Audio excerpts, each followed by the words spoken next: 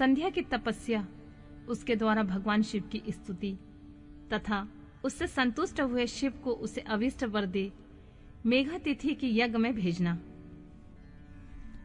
ब्रह्मा जी कहते हैं, मेरे पुत्रों में श्रेष्ठ महाप्राज्ञ नारद, तपस्या के नियम का उपदेश से जब वशिष्ठ जी अपने घर चले गए, तब के उस विधान को समझकर संध्या मन ही मन बड़ी प्रसन्न हुई। फिर तो वह सानंद मन से तपस्विनी के योग वेश बनाकर ब्रह्मोल्लोहित सरोवर के तट पर तपस्या करने लगी। वशिष्ठ ने तपस्या के लिए जिस मंत्र का साधन बताया था, उसी से उत्तम भक्ति भाव के साथ वह भगवान शंकर की आराधना करने लगी। उसने भगवान शिव में अपने चित्त को लगा लिया और एकाग्र मन से बड़ी भारी तपस्या करने लगी। उस तपस्या में लगे हुए उसके 4 युग बीत गए। तब भगवान शिव उसकी तपस्या से संतुष्ट होकर बड़े प्रसन्न हुए तथा बाहर भीतर और आकाश में अपने स्वरूप का दर्शन कराकर जिस रूप का चिंतन करती थी, उसी रूप में उसके आंखों के सामने प्रकट हो गए। उसने मन से जिनका चिंतन किया था, उन्हीं प्रभु शंकर को अपने सामने खड़ा देखकर वह अत्यंत आनंद से निमग्न हो गई। भगवान का मुखारविंद बड़ा प्रसन्न दिखाई देता था। उसके स्वरूप से शांति बरस रही थी। वह सहसा भयभीत होकर सोचने लगी, मैं भगवान हर से क्या कहूं, किस तरह उनकी स्तुति करूं। इसे चिंता में पड़कर उसने अपने दोनों नेत्र बंद कर लिए। नेत्र बंद कर लेने के पश्चात भगवान शिव ने उसके हृदय में प्रवेश करके उसे दिव्य ज्ञान दिया, दिव्य वाणी और दिव्य दृष्टि प्रदान की।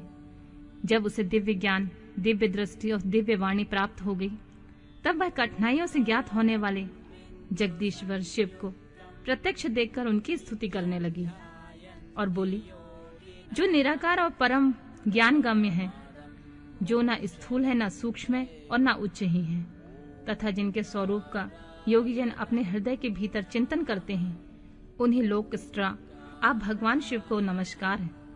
जिन्हें सर्व कहते हैं, जो शांत स्वरूप, निर्मल, निर्विकार और ज्ञान गम्य है, जो अपने ही प्रकाश में स्थित और प्रकाशित होते हैं, जिनमें विकार का अत्यंत अभाव है, जो आकाश मार्ग की भांति निर्गुण निराकार बताए गए हैं, जिनका रूप अंधकारमय मार्ग से सर्वथा परे है।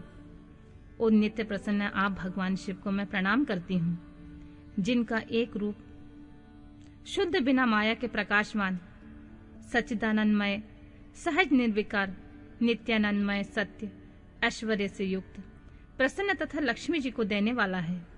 उन आप भगवान शिव को नमस्कार है, जिनके स्वरूप के ज्ञान रूप से ही वो भावना की जाती है, जो इस जगत में सर्वथा भिन्न है एवं सत प्रधान, ध्यान के युग, आत्मस्वरूप सारभूत, सबको पार लगाने वाला तथा पवित्र वस्तुओं में भी परम पवित्र है। उन आप महेश्वर को मेरा नमस्कार, जो आपका स्वरूप शुद्ध, मनोहर, रत्नमय, आभूषणों से विभूषित तथा स्वच्छ कपूर के समान गौर्ण वर्ण है, जिसने अपने हाथों में वर, अभय, शूल तथा मुंड धारण कर रखा है। उस दिव्य चिन्मय सगुण आकार विग्रह से सुशोभित आप योगा युक्त भगवान शिव को नमस्कार है।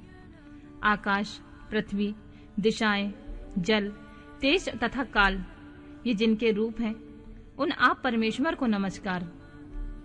प्रधान और पुरुष जिनके शरीर से प्रकट हुए हैं, अर्थात वे दोनों जिनके शरीर हैं, इसलिए जिनका यथार्थ रूप अव्यक्त है, उन भगवान शंकर को बारंबार नमस्कार, जो ब्रह्मा होकर जगत की सृष्टि करते हैं, जो विष्णु होकर संसार का पालन करते हैं तथा जो रुद्र होकर अंत में सृष्टि का संहार करते हैं। उन्हें आप भगवान सदाशिव को बारंबार नमस्कार, जो कारण के भी कारण है, दिव्य अमृत रूप ज्ञान तथा अणिमा एवं ऐश्वर्य प्रदान करने वाले हैं, उन समस्त लोकांतरों को वैभव देने वाले हैं, स्वयं प्रकाश रूप हैं और प्रकृति से परे हैं। उन परमेश्वर शिव को नमस्कार नमस्कार।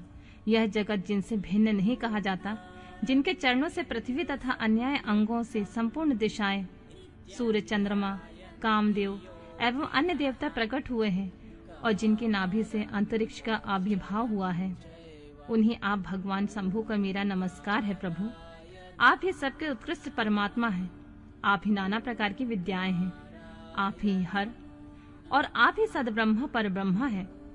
आप सदा से विचार में तत्पर रहते हैं, जिनका ना आदि है, ना मध्य है और ना अंत है, जिनसे सारा जगत उत्पन्न हुआ है तथा जो मन तथा वाणी का विषय नहीं है। उन महादेव जी की स्तुति मैं कैसे कर सकूंगी।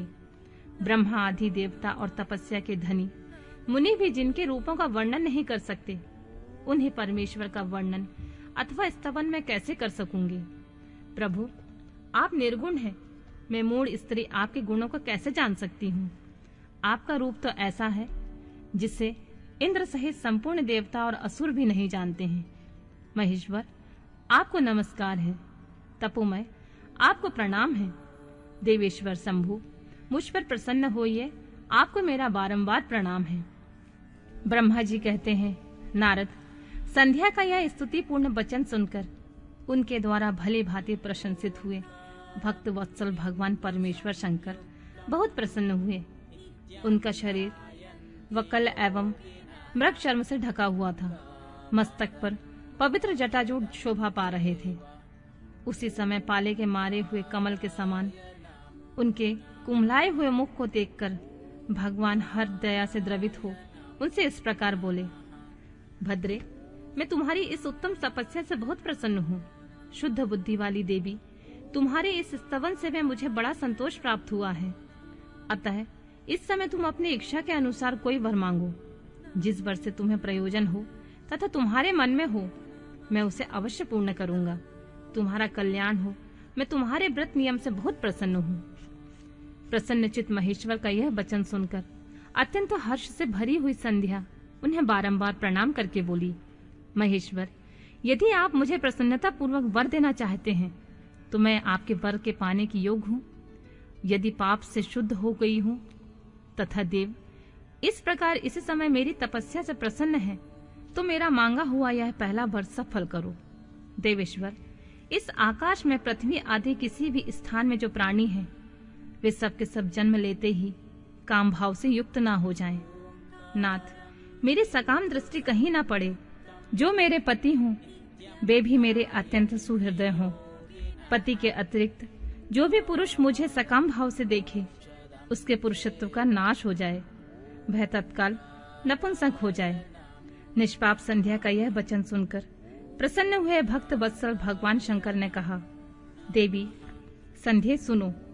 भद्रे, तुमने जो जो वर मांगा है वह तुम्हारी सब तपस्या से संतुष्ट होकर मैंने दिया है। प्राणियों के जीवन में मुख्यतः 4 अवस्थाएं होती हैं। पहली शैशवावस्था, दूसरी कौमारावस्था, तीसरी यौवनावस्था और चौथी वृद्धावस्था। तीसरी अवस्था प्राप्त होने पर देहधारी जीव काम भाव से युक्त होंगे। कहीं कहीं दूसरी अवस्था के अंतिम भाग में ही प्राणी सकाम हो जाएंगे। तुम्हारी तपस्या के प्रभाव से मैंने जगत में सकाम भाव से उदय की यह मर्यादा स्थापित कर दी है, जिससे देहधारी जीव जन्म लेते ही काम सक्त न हो जाएं। तुम भी इस लोक में वैसे दिव्य सती भाव को प्राप्त करो जैसे तीनों लोकों में किसी दूसरी स्त्री के लिए संभव नहीं होगा। पाणी ग्रहण करने वाले पति के सिवा जो कोई पुरुष सकाम भाव होकर तुम्हारी ओर देखेगा, वह तत्काल नपुंसक होकर दुर्बलता को प्राप्त हो जाएगा। तुम्हारे पति महान तपस्विनी एवं दिव्य रूप से संपन्न एक महाभाग महर्षि होंगे, जो तुम्हारे साथ 7 कल्पों तक जीवित रहेंगे। तुमने मुझसे जो जो वर मांगे थे, मैंने सब कुछ पूर्ण कर दिए हैं।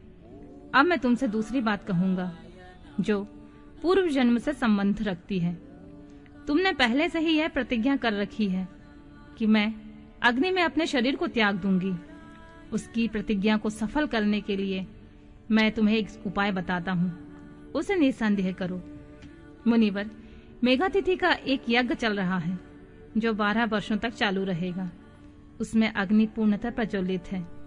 तुम बिना विलंब किए उस अग्नि में अपने शरीर का उत्सर्ग कर दो। इसी पर्वत की उपत्यकाल में चंद्रभागा नदी के तट पर तापसा आश्रम में से मुनिवर मेघातिथि यज्ञ का अनुष्ठान करते हैं। तुम स्वच्छंदता पूर्वक वहां जाओ। मुनि तुम्हें वहां नहीं देख सकेंगे। मेरी कृपा से तुम मुनि की अग्नि में प्रकट हुई पुत्री हो जाओगी। तुम्हारे मन में जिस किसी स्वामी को प्राप्त करने की इच्छा हो, उसे हृदय में धारण करके उसी का चिंतन करते हुए तुम अपने शरीर को उस यज्ञ की अग्नि में होम दो। संध्या, जब तुम इस पर्वत पर 4 युगों तक के लिए कठोर तपस्या कर रही थी, उन्हीं दोनों इस चतुर्युगी के सतयुग बीत जाने पर त्रेता के प्रथम भाग में प्रजापति दक्ष की बहुत सी कन्याएं हुई। उन्होंने अपनी इन सुशीला कन्याओं का यथायोग वरों के साथ विवाह कर दिया। उसमें से 27 कन्याओं का विवाह उन्होंने चंद्रमा के साथ किया। चंद्रमा अन्य सब पत्नियों को छोड़कर केवल रोहिणी से प्रेम करने लगी। इसी कारण क्रोध से भरे हुए दक्ष ने जब चंद्रमा को शाप दे दिया, समस्त देवता तुम्हारे पास आए, परंतु संध्या, तुम्हारा मन तो मुझ में लगा हुआ था, अतः तुमने ब्रह्मा जी के साथ आए हुए उन देवताओं पर दृष्टिपात नहीं किया।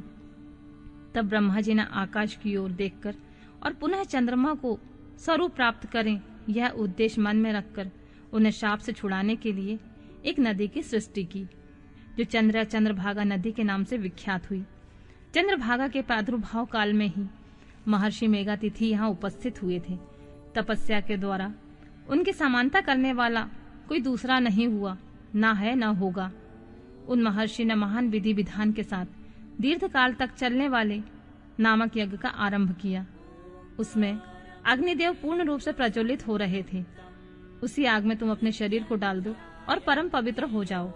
ऐसा करने से उस समय तुम्हारी वह प्रतिज्ञा पूर्ण हो जाएगी। इसी प्रकार संध्या को उसके हित का उपदेश देकर देवेश्वर भगवान शिव वहां से अंतर्ध्यान हो गए।